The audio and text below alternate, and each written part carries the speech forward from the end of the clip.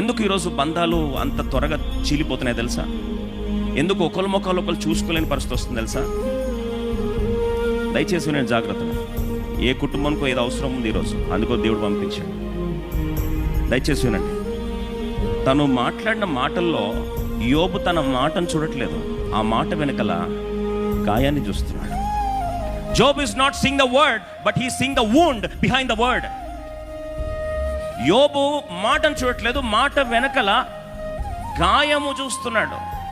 ఒక పర్సన్ పిచ్చి పిచ్చి అరుస్తున్నాడు అనుకో, అరుపే చూస్తున్నావా లేదా ఆ అరుపులో వెనకలున్న గాయాన్ని చూస్తున్నావా?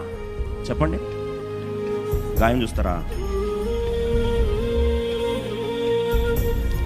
నువ్వు గాయం చూస్తే నీకు ఓపిక వస్తుంది.